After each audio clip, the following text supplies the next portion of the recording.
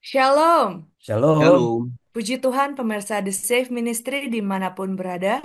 Sukacita yang kita rasakan bisa bertemu kembali di channel The Safe Ministry, di mana kami kaum para awam yang senang berdiskusi dan belajar Alkitab melalui pelajaran Sekolah Sabat. Dan pelajaran Sekolah Sabat kali ini adalah pelajaran yang sangat menarik. Ini merupakan pelajaran terakhir kita di triwulan 4 di tahun 2024 yang berjudul Penutupan mengenai Yesus dan Firman-Nya. Para panelis sudah siap dan semangat untuk berdiskusi dengan Mirsa The Safe Ministry, tetapi sebelum itu kita akan doa buka. Saya akan pimpin dalam doa. Bapa kami yang di sorga, terima kasih Bapak akan kesempatan bagi kami untuk bisa berdiskusi dan belajar Alkitab melalui pelajaran Sekolah Sahabat. Terima kasih Bapak atas satu pelajaran lagi yang Kau berikan pada kami untuk kami bisa membantu diri kami dan juga membuat kami bisa lebih dekat lagi kepadamu.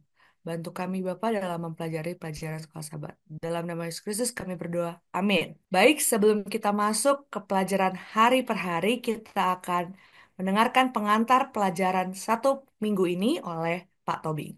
Pemirsa The Safe Ministry, akhirnya kita tibalah di pelajaran bagian akhir dari triwulan ini yang terfokus dari kitab Injil Yohanes.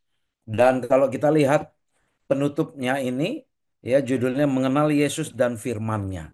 Ya, kalau kita perhatikan ini baik-baik judul, ini kenapa seolah-olah seolah-olah seperti mau kembali ke pelajaran awal ya, mengenal Yesus dan mengenal firman. Padahal ini sudah bagian akhir. Nah, mari kita lihat nanti mengapa judulnya seperti ini ya. Nah, kita lihat pertama dari ayat hafalan. Kamu menyelidiki kitab-kitab suci sebab kamu menyangka bahwa olehnya kamu mempunyai hidup yang kekal. Tetapi walaupun kitab-kitab suci itu memberi kesaksian tentang aku.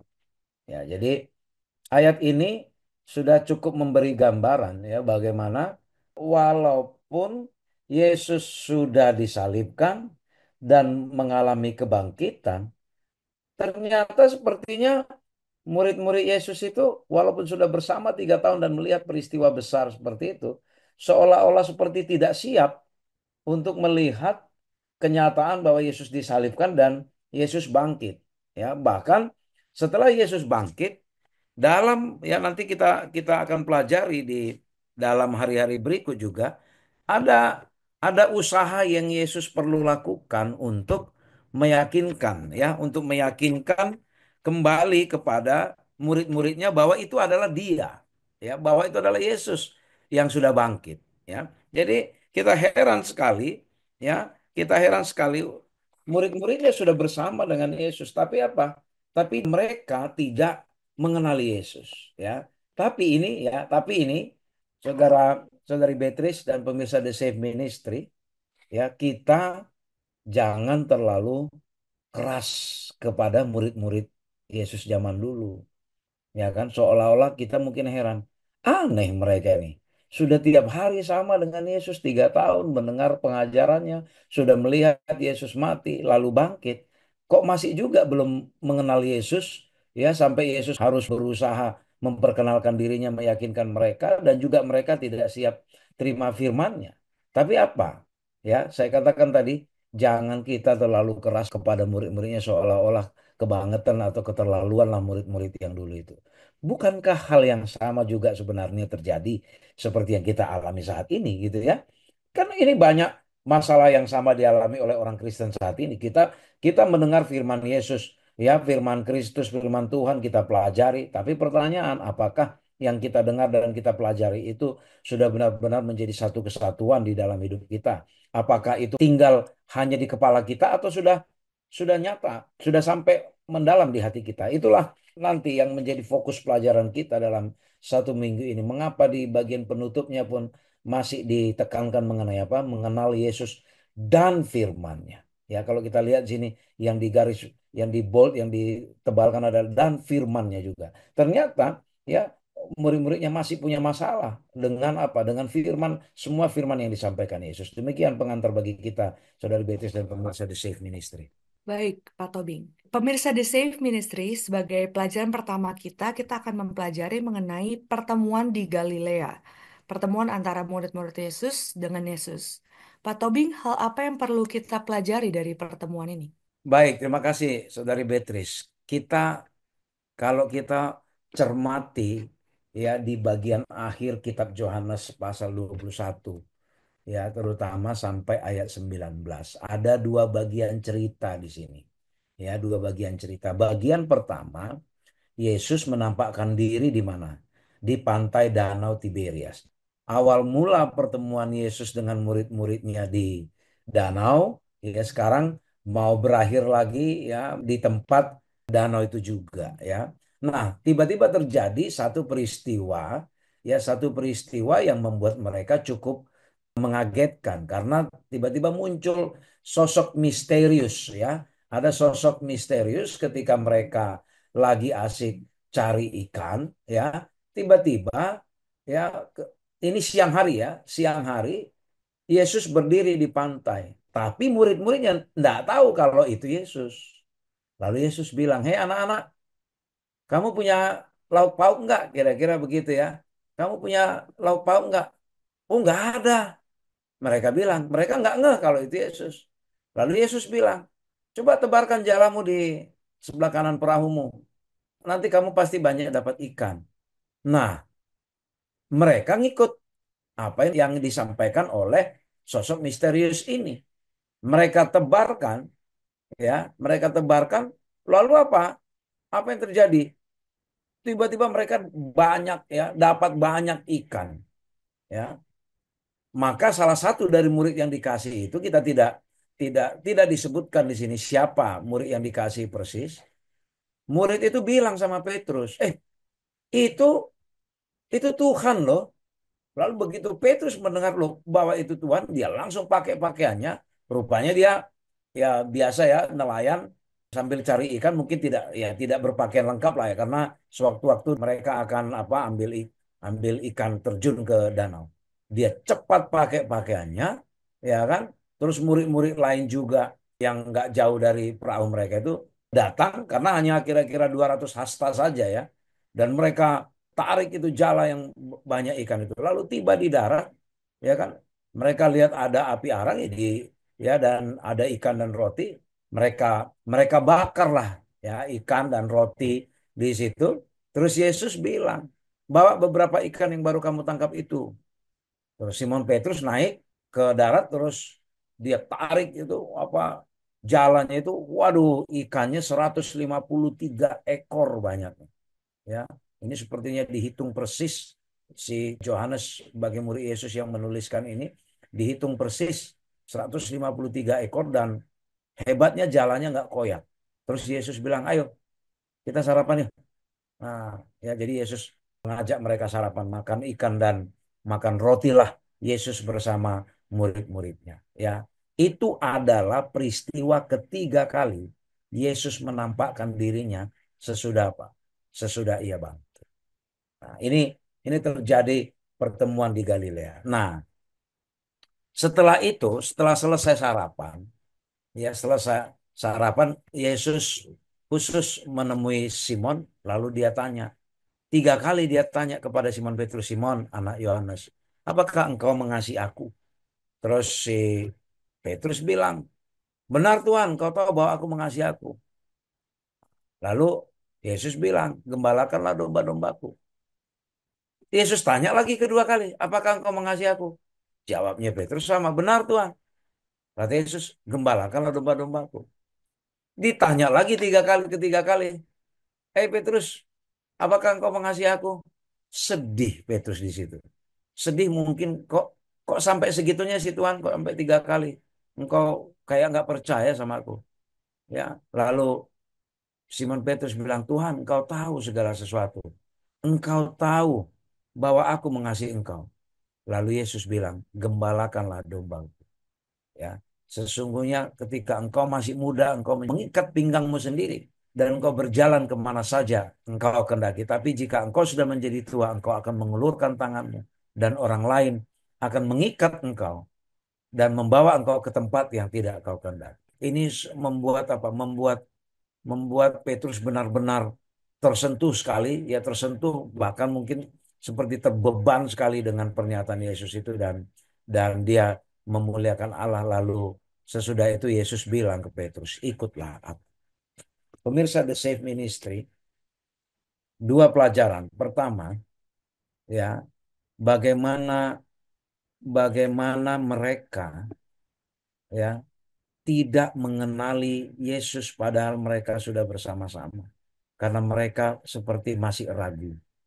Pelajaran pertama bagi kita adalah jangan lagi kita ragu terhadap semua tindakan kasih yang sudah Yesus berikan kepada kita. Lalu yang kedua, Yesus sampai bertanya 3 kali kepada Petrus, apakah engkau mengasihi aku? Kata kasih yang Yesus ajukan kepada Petrus itu kasih dalam konteks agape. Kasih yang tidak pamrih. Kasih yang memang tulus apa adanya, tidak berharap apa-apa. Sementara Yesus melihat bahwa jawaban Petrus itu adalah jawaban kasih filia. Ya, yaitu kasih yang ya sebagai teman ya iyalah. Ya.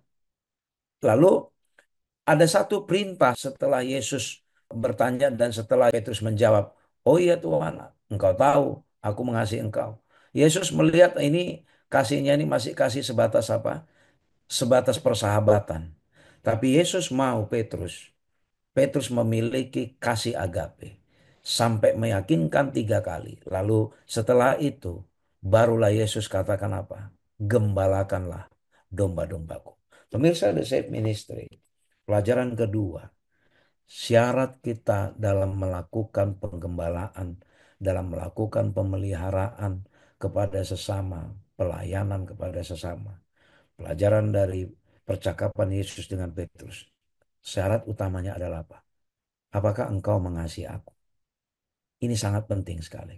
Apakah kita benar-benar mengasihi Yesus?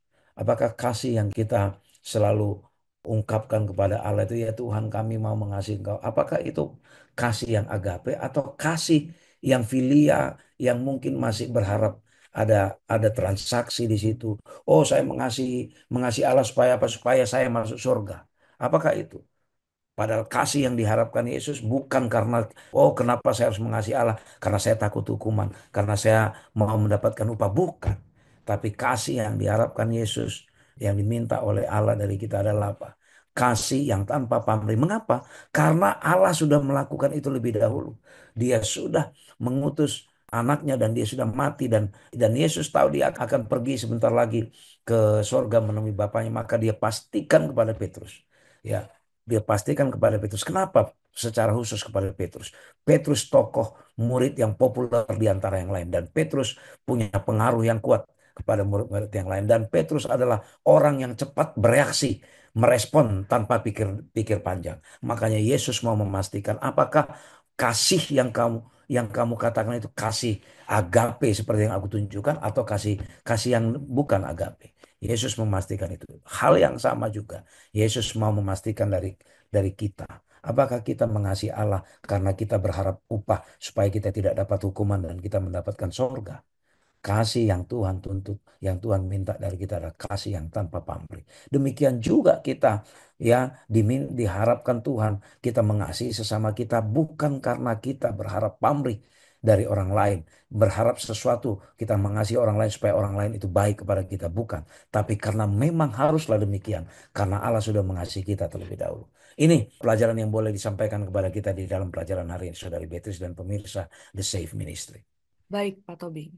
Selanjutnya, topik yang masih berfokus pada murid-murid Yesus, terutama Petrus, yaitu memandang kepada Yesus. Pak Fajar, mengapa memandang kepada Yesus adalah hal yang perlu kita mengerti dari pelajaran kali ini? Ya, Beatrice dan pemirsa The Safe Ministry, bagaimana kita tetap fokus dan tetap memandang kepada Yesus? Ini menjadi satu tantangan bagi kita semuanya ya. Dan kalau kita melihat bagaimana perpisahan antara Yesus dengan murid-muridnya, sebelum mereka berpisah, Yesus sudah memberikan nasihat kepada murid-muridnya, khususnya Petrus tadi yang dijelaskan oleh panelis saudara Elvin, ikutlah aku ya, ikutlah aku. Dan rupanya tanggapan dari Petrus ini memang agak lain ya. Mari kita coba baca di dalam Yohanes 21 ayat yang ke-20 ya. Jadi setelah Yesus mengajak Petrus menyampaikan ikutlah aku, kemudian kita baca dari ayat yang ke-20, ketika Petrus berpaling, ia melihat bahwa murid yang dikasih Yesus sedang mengikuti mereka, yaitu murid yang pada waktu mereka sedang makan bersama duduk dekat Yesus dan yang berkata, Tuhan, siapakah dia yang akan menyerahkan engkau? Ketika Petrus melihat murid itu, ia berkata kepada Yesus, Tuhan, apakah yang akan terjadi dengan dia ini? Jawab Yesus, jikalau aku mengendaki supaya ia tinggal hidup sampai aku datang itu bukan urusanmu, tetapi engkau ikutlah aku. Bagaimana nasihat Yesus kepada Petrus yang mencoba untuk ya mengetahui ya urusan orang lain ya. Ini menjadi satu pelajaran bagi kita. Bagaimana Petrus ingin mengetahui bagaimana nasib dari sahabatnya, yaitu Yohanes itu, untuk masa depan. Karena Pak Petrus itu sudah diberikan satu nasihat oleh Yesus bahwa nanti kematian dia, itu dia akan diikat, dia akan menyerahkan dirinya, dan akan dibawa ke satu tempat yang tidak dia kendaki. Yesus seakan-akan memberikan satu gambaran bagaimana Petrus akan mengakhiri hidupnya. Tetapi rupanya Petrus ingin mengetahui lebih jauh ya. Kalau hal itu terjadi pada dirinya, bagaimana dengan orang lain? Bagaimana dengan Yohanes yang disebut sebagai orang yang dikasih oleh Yesus? Dan Yesus katakan, kalau memang aku mengendaki, ya dia tetap tinggal hidup sampai aku datang. Tetapi itu bukan urusan kamu. Dan dia katakan, cobalah ikutlah aku. Banyak orang berprasangka, bahkan murid-muridnya berprasangka bahwa murid yang dikasih ini tidak akan meninggal sampai Yesus datang kembali untuk menjemput mereka. Tapi Yohanes lagi-lagi memberikan penjelasan kepada kita semuanya. Bukan itu. Kalau memang itu kehendak Tuhan, itu akan yang terjadi. Tetapi fokus kita di sini adalah bagaimana ajakan Yesus. Ikutlah aku. Tetaplah fokus. Tetaplah memandang kepada Yesus. Apa sih pelajaran yang bisa kita ambil di sini, Beatrice? Dan pemirsa The Safe Ministry. Kadang-kadang kehidupan kita itu selalu kepo dengan kehidupan orang lain. Bahkan di lingkungan jemaat kita, di gereja kita itu lebih banyak mengurus urusan orang lain dibandingkan kita tetap fokus kepada Yesus, tetap memandang kepada Yesus. Padahal Yesus katakan, ikutlah aku. Artinya, tetaplah fokus, tetap memandang kepada Yesus, janganlah memandang orang lain. Seringkali ya, tanpa kita sadari, iman kita semakin lemah. Oleh karena kita terlalu memandang orang lain, terlalu memandang saudara-saudara kita, apa yang mereka lakukan. Nah, kalau apa yang mereka lakukan itu belakang dengan kebenaran, apa yang terjadi? Iman kita semakin lemah. Jadi kita, malaslah saya pergi ke gereja. Malaslah saya bersekutu dengan Tuhan. Oleh karena apa? Kita melihat orang lain, bukan melihat kepada Yesus. Inilah pelajaran yang paling menyenangkan bagi kita, bagaimana kita tetap fokus kepada Yesus, tetap memandang kepada Yesus. Janganlah kita melihat kelakuan orang lain, perbuatan orang lain yang akan melemahkan iman kita. Sehingga pandangan kita akan tertutup dengan kelakuan-kelakuan orang lain. Bukan hanya mungkin saudara-saudara kita yang memiliki posisi yang lebih tinggi, bahkan kelakuan dari seorang gembala jemaat bisa melemahkan iman kita. Tetapi nasihat Yesus pada saat ini adalah tetaplah memandang kepada Dia. Tetap fokus kepada Yesus supaya kita akan tetap diselamatkan oleh Dia. Demikian Beatrice dan pemirsa The Safe Ministry. Baik, Pak Fajar. Judul pembahasan kita berikutnya terang dan gelap. Pada judul pembahasan ini kita akan mempelajari untuk bisa mencapai terang itu. Dan kita akan mendengarkan penjelasannya dari Pak Tobi. Baik, pemirsa The Safe Ministry, kita coba selidiki beberapa ayat yang di awal-awal juga sudah pernah kita pelajari. Saya mengajak pemikiran kita coba ke Yohanes 1 ayat 4 sampai 10 ya. Jadi kita baca secara sederhana saja ya. Jadi kan di dalam Yesus itu ada hidup dan terang.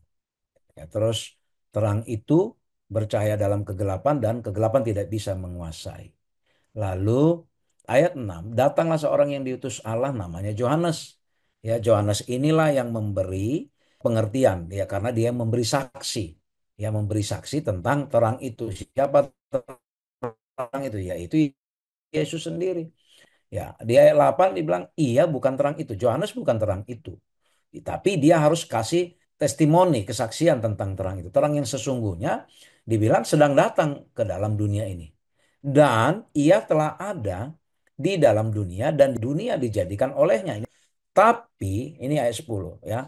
Tapi dunia tidak mengenalnya. Ya, tidak mengenalnya. Nah, jadi inilah satu keprihatinan. Ya, satu keprihatinan Yesus bahkan setelah dia bangkit dari kematiannya dan tidak lama lagi dia akan meninggalkan dunia ini, dia masih melihat seperti ada keraguan ya, keraguan di mata para muridnya ya. Nah, di Yohanes 1 ayat 18 ini juga kita sudah pelajari 2-3 sahabat yang lalu yang mengatakan bahwa Yesus itu adalah eksegeomai dari Bapaknya. Artinya Yesus adalah pantulan ya, pantulan dari Bapaknya, tafsiran dari Bapaknya. Makanya di pelajaran sebelumnya tidak ada orang yang bisa sampai kepada Bapa kalau tidak melalui aku karena Yesus adalah penjelasan dari Bapaknya. Artinya kalau kita sudah mengenal Yesus, kita sudah tahu ya kita bisa mengerti siapa ya Allah Bapa yang dimaksud. Sayangnya ya sekali lagi sayangnya ini tidak dipahami ya murid-muridnya juga masih masih apa namanya kurang kurang punya iman yang kuat dan pemahaman yang kuat dalam memahami Yesus bahkan sampai dia sudah bangkit. Lalu kita lihat lagi di Yohanes 8 ayat 42 sampai 44 ya. Yesus berkata, "Jikalau Allah adalah Bapamu, kamu akan mengasihi aku sebab aku keluar dan datang dari Allah dan aku datang bukan atas kehendakku sendiri." Ya, jadi kembali ditekankan, ya kembali ditekankan bahwa kalau tidak menerima Yesus, kalau tidak mengenal Yesus, kalian juga akan susah, akan sulit mengenali siapa? Mengenali Allah Bapa, ya. Karena akulah ya, akulah yang kalau bahasanya di sini aku keluar dan datang dari Allah. Asalnya Yesus ya datang dari Allah Bapa. Karena apa artinya? Memang diutus oleh Allah Bapa datang. Nah, kita ya ini pertanyaan di hari Selasa ini bagus. Bagaimanakah Yesus menggambarkan fondasi palsu yang menjadi dasar iman para pemimpin agama Israel? Jadi, pemimpin agama Israel setiap hari berkutat ya hidup di bait suci berkutat dengan firman-Nya. Mereka melihat ya mereka melihat ini kalau di sini melihat makna dari ayat-ayat kitab suci itu hanya dari mana? Dari sudut pandang manusia. Mereka terjemahkan sesuai dengan budaya mereka, sesuai dengan kemauan mereka. Padahal sebaliknya kita diminta apa? Kita harus terima Kristus itu sebagai terang. Di ayat 44 Yesus keras bilang, "Iblislah yang menjadi bapamu dan kamu ingin melakukan keinginan-keinginan bapamu." Kenapa Yesus sampai katakan seperti itu kepada para pemimpin agama pada saat itu? Karena mereka mempelajari firman Tuhan sama seperti di ayat hafalan kita. Mereka pikir kalau sudah hanya mempelajari firman, mereka pikir mereka sudah dapat kehidupan itu. Tapi yang paling penting adalah bukan hanya mempelajari, tapi memaknai ya, memaknai firman itu ya, memaknai firman itu sesuai dengan apa? Tuntunan pengertian dari Allah. Karena kalau tidak, ya kalau tidak kita apa dikatakan, maka iblislah yang menjadi bapa kita. Oleh karena itu, kalau kita tidak hati-hati pemirsa The Safe Ministry, kalau kita tidak hati-hati dan tidak berserah dalam iman kita kepada Allah, kita dikatakan kita berada dalam situasi yang sama bahayanya dengan para pemimpin rohani, pemimpin agama Israel pada saat itu. Di mana kita membaca kitab suci hanya berdasarkan keinginan, kehendak, dan perspektif kita. Jadi kita terjemahkan ayat-ayat itu hanya sesuai dengan apa perspektif kita. Dan bahkan kita menerima, ada yang menerima ayat-ayat yang hanya sesuai yang mana yang enak, yang mudah kita lakukan. Pemirsa The Safe Ministry, pelajaran ini mengingatkan kembali, ya mengingatkan kembali bahwa perlunya kita mengenal Yesus dan firman-Nya. Karena apa? Kalau kita mengenal Yesus, kita mengenal Bapa sesungguhnya. Lalu, kalau kita melihat hanya dari perspektif kita, maka bukan Yesus yang kita dapatkan, tapi apa? Ajaran-ajaran dari iblis, sehingga Bapa kita adalah iblis, bukan lagi Allah, bukan Allah yang menjadi Bapa kita. Ini menjadi peringatan bagi kita di pelajaran terakhir, terutama ini juga minggu terakhir di tahun 2024, supaya jangan sampai kita merasa bahwa kita berada dalam doktrin yang benar, dalam gereja yang benar, tapi sesungguhnya kita masih belum melihat, ya belum melihat esensi dari kasih Allah itu sendiri. Kita menerjemahkan firman yang kita baca itu sesuai dengan kemauan kita, sesuai dengan perspektif kita. Ya, jangan sampai sia-sia semua apa yang kita lakukan. Kita berimankan kepada iman yang salah. Demikian pemirsa The Safe Ministry dan Saudari Beatrice. Baik, Pak Tobing. Pemirsa The Safe Ministry, di hari berikutnya topik yang akan kita bahas adalah teologi dari atas atau dari bawah. Apa maksudnya teologi atas dan teologi bawah, Pak Fajar? Ya, Beatrice dan pemirsa The Safe Ministry. Pelajaran ini menarik sekali ya. Apa sih yang dimaksud dengan teologi dari atas atau teologi dari bawah? Mungkin barangkali pemirsa The Safe Ministry perlu mencermati satu sama lain ya. Nah, sebetulnya pelajaran ini diambil dari kisah yang sangat menarik seorang pegawai pegawai istana ya, di mana dia bertemu dengan Yesus, kemudian dia mengungkapkan bahwa anaknya sedang sakit dan pegawai istana ini meminta kepada Yesus untuk datang untuk menyembuhkan. Oleh karena dia percaya bahwa Yesus sudah menyembuhkan pelayanan penyembuhan kepada banyak orang. Nah, sekarang ini apa sih yang dimaksud dari teologi dari bawah ini? Teologi dari bawah itu menetapkan aturan-aturan dan standar-standar bagi Allah dan firman-Nya. Jadi ini ada satu usaha dari manusia itu membuat satu aturan, membuat satu protap gitu ya, sesuai dengan akal budi manusia itu supaya bisa dikatakan bahwa itu salah satu bentuk pelayanan kepada Allah dan menyambut akan firman-Nya. Tapi hal ini menjadi sesuatu yang sangat apa ya subjektif ya karena ini berasal dari bawah yaitu dari manusia yang berdosa mencoba untuk membuat satu aturan atau kebijakan bagaimana dia bisa melayani Tuhan dengan baik. Jadi ini betul-betul teologi dari bawah dan ini sangat berbahaya sekali. Nah, sekarang apa ini maksud dengan teologi dari atas? Sebaliknya, teologi dari atas ini bagaimana respon iman dan kepercayaan kita kepada Allah beserta dengan firman-Nya. Bagaimana respon kita, kepercayaan kita terhadap Allah dan firman-Nya. Nah, contohnya tadi pegawai istana ya. Ketika Yesus dimintain tolong oleh pegawai istana, dia katakan begini, Tuhan datanglah sebelum anakku mati. Jadi dia berharap ya, dia berharap bahwa Yesus itu akan mau datang ke rumahnya, kemudian dia memberikan kesembuhan kepada anaknya yang sedang sekarat ini. Tetapi apa yang dikatakan oleh Yesus, Petrus? Pergilah, anakmu hidup. Itu firman yang diucapkan atau kata-kata yang diucapkan oleh Yesus. Dan pegawai istana ini percaya akan perkataan yang dikatakan Yesus. Kemudian dia pergi. Jadi dia bagaimana dia merespon akan pembicaraan Yesus, anakmu hidup. Pergilah, anakmu hidup. Dia percaya, dia pergi. Ketika dalam perjalanan, masih dalam perjalanan nih, dia bertemu dengan anak buahnya ya, ada pegawainya. Kemudian hamba-hambanya telah datang dan mengatakan bahwa anaknya hidup. Dia mulai bertanya, kapan itu dia anaknya ini sembuh, sehat? Wah, daripada Yesus bahwa anaknya hidup. Nah, apa sih pelajaran yang bisa kita ambil dari peristiwa ini? Bagaimana kita merespon ya teologi dari atas? Bahwa firman Tuhan, bahwa kebenaran itu yang datang dari Tuhan itu memang patut kita ikuti. patut kita ikuti dan kita respon, kita percaya sepenuhnya bahwa firman Tuhan ini adalah firman kebenaran dan kita aplikasikan dalam kehidupan kita. Kita tinggal menurut aja dengan firman Tuhan, maka kita akan merasakan bagaimana firman itu berlaku di dalam diri kita. Kita dapat bisa merasakan kasih Tuhan yang luar biasa. Bahwa kasih Tuhan, ucapan Tuhan itu akan hidup di dalam diri kita. Dan itu akan memiliki satu dampak. Misalnya bagi yang sakit, itu akan disembuhkan.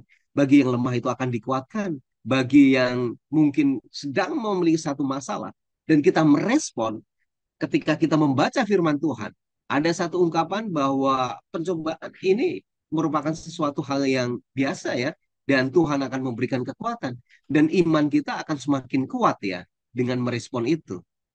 Jadi pemirsa The Safe Ministry dan Beatrice, kita percaya bahwa firman Tuhan dan kebenaran itu patut kita respon dan kita ikuti, bahwa dengan menaruh percaya kepada firman Tuhan, maka kehidupan kita akan tetap berjalan bersama-sama dengan Tuhan. Demikian Beatrice dan pemirsa The Safe Ministry. Baik, Pak Fajar. Pemirsa di Safe Ministry, kita sudah mempelajari dan mengetahui arti teologi dari atas. Firman Tuhan yang harus kita lakukan dan kita percaya kepada Tuhan. Lanjutkan dari topik itu, kita akan mempelajari pentingnya tinggal di dalam Yesus. Dan kita akan dengar pembahasannya dari Pak Fajar. Ya, Beatrice dan pemirsa The Safe Ministry. Bagaimana caranya kita bisa tinggal di dalam Kristus ya? Ketika Kristus, Yesus itu mengasihi terlebih dahulu, tentunya kan kita memberikan satu respon. Kita juga mengasihi. Bagaimana dengan cara mengasihi Yesus? Yaitu dengan melakukan apa yang dikehendaki, menuruti akan firman Tuhan. Mari kita coba baca di dalam Yohanes 12, ayat yang ke-32. Dan aku apabila aku ditinggikan dari bumi, aku akan menarik semua orang kepadaku. Ini adalah pengaruh daripada Yesus ya. Bila mana Yesus, nama Yesus ini ditinggikan, maka dia akan mampu menarik semua orang. Ini Yesus seperti halnya dengan magnet gitu ya, mampu menarik semua orang untuk datang kepada dia. Jikalau nama Yesus ditinggikan. Nah, ada banyak pilihan bagi manusia ya untuk menurut Yesus atau tidak. Dan setiap kali pelayanan Yesus kepada semua orang itu, bagaimana Yesus memberikan satu pengaruh kepada semua orang. Bahkan ya, ketika Yesus berjumpa dengan Nikodemus, kemudian bagaimana Yesus bertemu dengan perempuan di sumur, kemudian bertemu dengan pegawai istana yang anaknya sakit, kemudian bertemu dengan orang lumpuh di kolam Bethesda, bahkan memberikan makan 5.000 orang dengan roti dan ikan, kemudian bertemu dengan saudara-saudara Yesus, bertemu dengan Lazarus, Marta, dan Maria, dan lain sebagainya. Yesus banyak sekali memberikan satu pengaruh kepada orang banyak ini.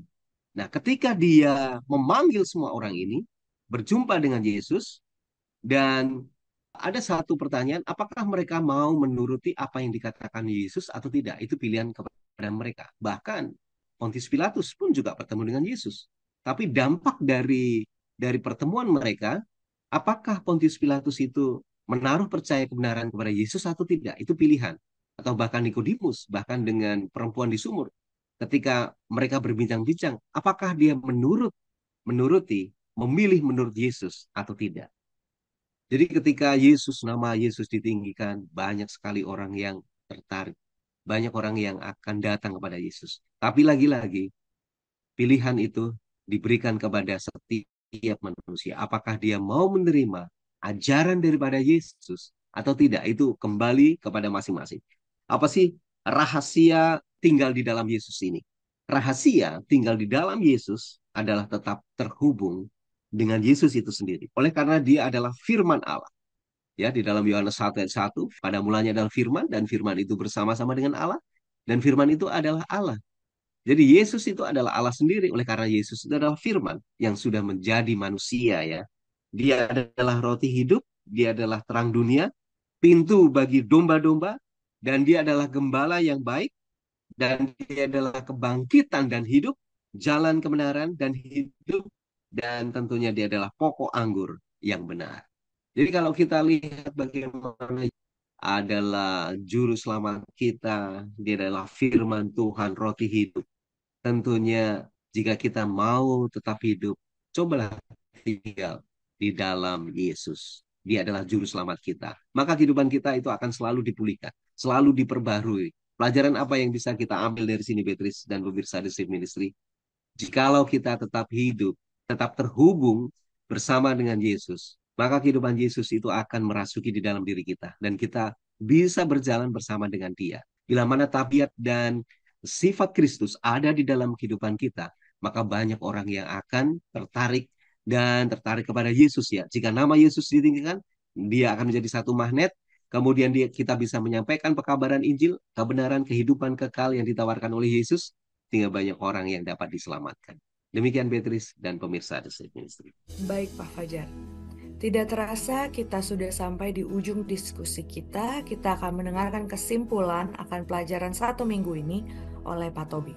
Pemirsa The Save Ministry, kesimpulan bagi kita untuk 1 minggu ini dan bahkan perlu juga kita simpulkan untuk 1 triwulan ini, bahwa demikianlah begitu besarnya kasih Allah kepada kita, sehingga Allah sampai mengutus anaknya Yesus hidup bersama kita sebagai manusia berdosa, mengalami penderitaan yang tidak perlu sebenarnya dia alami karena tidak ada kesalahan yang dia lakukan, lalu dia harus mati dan dia bangkit kembali. Dan kalau kita tidak menerima itu, maka apa yang Allah berikan kepada kita menjadi sia-sia bagi kita. Dan bukan Allah yang rugi, tapi kita sendiri yang rugi. Karena itu adalah jalan kasih, pilihan kasih yang Tuhan berikan kepada kita. Kalau kita tidak terima itu, maka kita apa?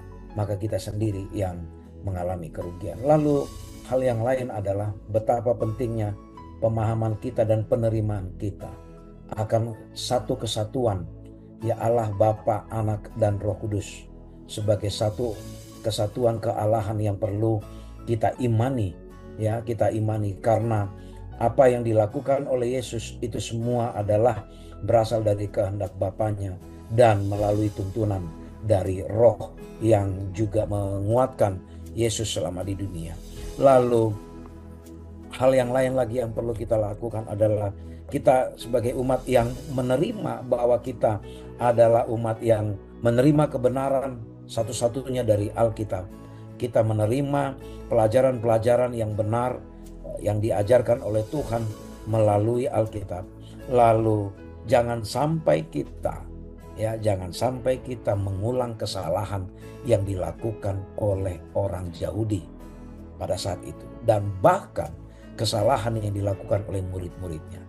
Murid-muridnya selama 3 tahun lebih bersama Yesus, bahkan sampai ke penyaliban Yesus, dan bahkan sampai kepada kebangkitan Yesus pun mereka masih perlu diyakinkan.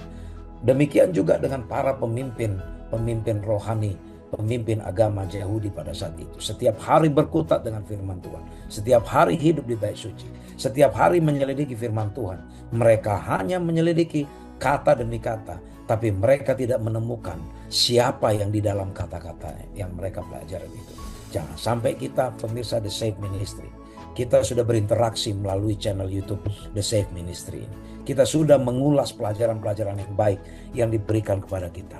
Jangan sampai kita tidak menemukan siapa yang kita pelajari. Biarlah kiranya kasih Yesus terpantul di dalam hidup kita sebagai bukti bahwa kita menerima Yesus sebagai kasih karunia yang diserahkan kepada kita. Biarlah kita menyerahkan diri kita dipimpin oleh Roh-Nya, sehingga kita apa? Sehingga kita bisa mengenali, menerima kasih Yesus. Dan bagi kita yang menerima dan mengenali kasih Yesus, kita akan melihat siapa Bapa yang mengutus anaknya. Kiranya Tuhan memberkati kita. Terima kasih kepada para panelis dan terima kasih para pemirsa The Save Ministry dimanapun berada. Kita berharap pemirsa The Save Ministry mendapatkan inspirasi baru atas firman Tuhan dan begitu pentingnya dalam kehidupan kita.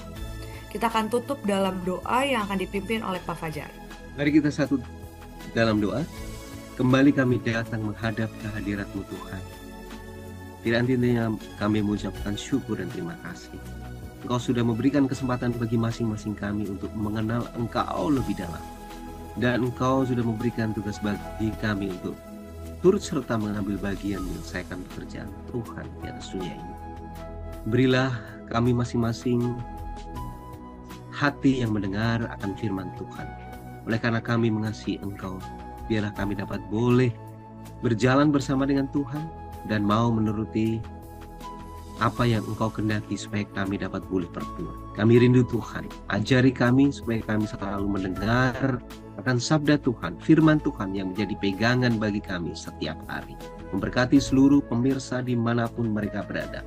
Kiranya kasih karunia Tuhan akan mempersatukan kami, khususnya di akhir tahun 2024 ini.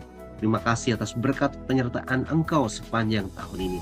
Dan biarlah kami dapat boleh merasakan kasih Tuhan yang luar biasa ada di dalam kehidupan kami masing-masing. Terima kasih Tuhan, Engkau selalu mendengarkan doa kami. Kami serahkan semuanya dalam tangan-Mu Yesus Kristus, penembus dan juru selamat kami. Amin. Amin. Puji Tuhan akan pelajaran yang baru saja kita pelajari.